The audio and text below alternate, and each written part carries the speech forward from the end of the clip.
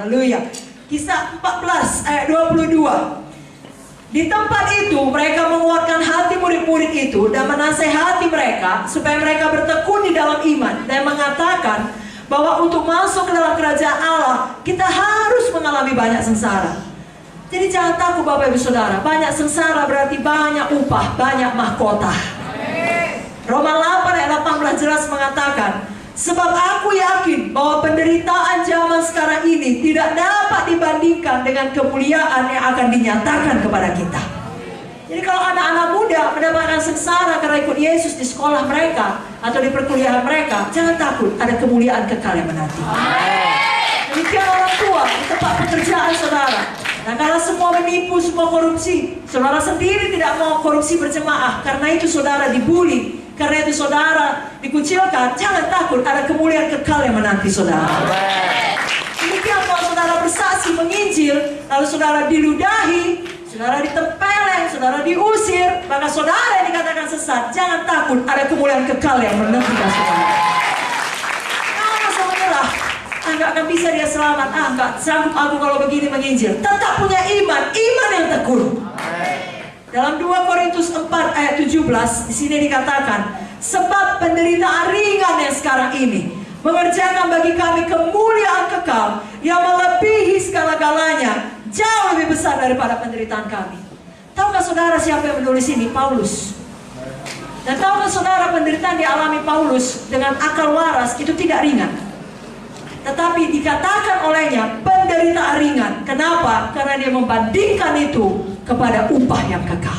Amen. Jadi walaupun dia mengalami kapal karam, walaupun dia dilempari dengan batu sampai dikira sudah mati, walaupun dia disesah di tubuhnya, di punggungnya ada banyak tanda luka, tanda Kristus, walaupun dia mengalami kelaparan, banyak berjerit lelah, dihina, tetapi dia mengatakan itu semua penderitaan ringan. Oleh karena apa? Ada kemuliaan kekal yang menanti dia. Kalau saudara sudah merasa sangat tertekan, sangat sedih, setan menembak saudara dari segala arah, dan tidak ada yang mengerti, tidak ada kawan saudara bicara, jangan mau dengarkan terus tipu daya setan. Kembali kepada firman ini, katakan ini sementara, ini ringan, ini tidak dapat dibandingkan dengan kemuliaan kekal. Aku tetap memegang imanku, aku tidak akan berhenti melayani, aku punya ketekunan iman, aku akan sampai pada panggilan Tuhan, sampai kepada Hebron, sampai kepada janji Tuhan. Kalau mau katakan amin, katakan amin lebih kuat. Baik, mari kita baca sama-sama kali ini 1 Petrus 4 ayat 13. Maukah saudara sama-sama membacanya? Bukalah Alkitab saudara dari 1 Petrus 4 ayat 13. 1, 2, 3, ya. Sebaliknya bersukacitalah sesuai dengan bagian yang kamu dapat dalam penderitaan Kristus, supaya kamu juga boleh bergembira dan bersukacita pada waktu Ia menyatakan kemuliaan. Bagaimana kita harus lakukan kalau kita dalam penderitaan karena Kristus? Bersuka. Semua katakan bersuka. Bagaimana kita lakukan kalau kita dalam penderitaan karena Kristus? Lebih kuat lagi, bagaimana? Coba dulu tunjukkan muka yang bersukacita pada kiri kan. Malam hari ini semua kita mau seperti Kaleb, amin. Walau berapa lama pun waktunya, saya berdoa janganlah kita sampai 45 tahun menunggu. Ya, tapi kalau Kaleb pun bisa, kita pun bisa berapa lama pun. Tahukah saudara, dia yang paling tua, cuma satunya kawannya yang sama umurnya kira-kira, cuma Joshua. Lalu semua yang lainnya lebih muda dari dia, puluhan tahun lebih muda dari dia. Tapi justru dia yang paling tua ini berkata, berikan padaku Hebron. Dia tidak takut menghadapi raksasa. Dia tidak takut berperang. Dia bukan berkata, dulu sudah kulakukan, sekarang harus kulakukan lagi, mulai lagi dari awal. Tidak, semangat dia berperang. Saudara juga demikian. Jangan takut menghadapi raksasa dalam hidup ini. Jangan bilang hanya orang muda yang bisa menghadapi raksasa. Tidak, orang muda ada, Daud. Orang tua pun ada, Kaleb. Dengan kata lain, tua muda siapa saja, kita mengalahkan raksasa. Katakan Anda lebih kuat lagi. Dalam hidup ini akan ada banyak kesempatan untuk menyerah, untuk tidak bertekun dalam iman. Dan tiap kali kesempatan itu datang, saudara hanya perlu lakukan satu, jangan diambil. Amin saudara.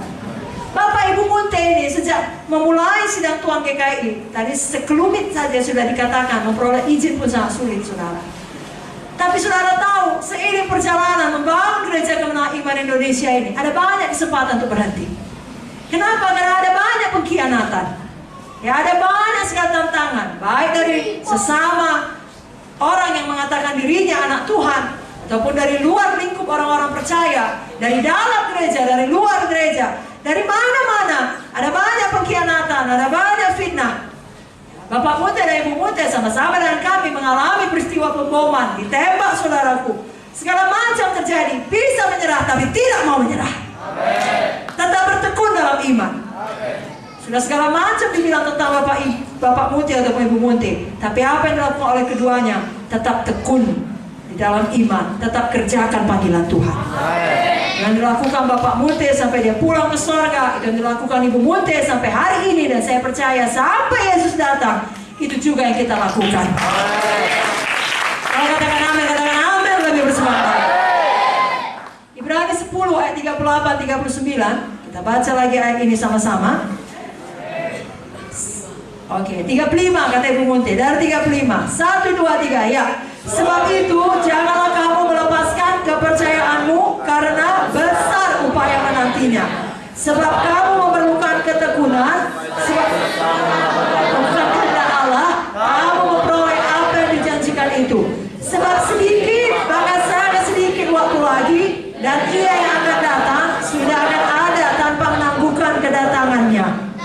Orangku yang benar akan hidup oleh iman, dan apabila ia mengundurkan diri, maka aku tidak berkenan kepadanya. Tapi kita bukanlah orang-orang yang mengundurkan diri dan binasa, tapi orang-orang yang percaya dan yang beroleh hidup. Mari ucapkan, saya bukan orang yang mengundurkan diri. Lebih kuat lagi, katakan kepada Tuhan, bahkan biar setan juga dengar, saudaraku. Saya bukan orang yang mengundurkan diri. Saya tidak akan binasa. Saya orang yang percaya.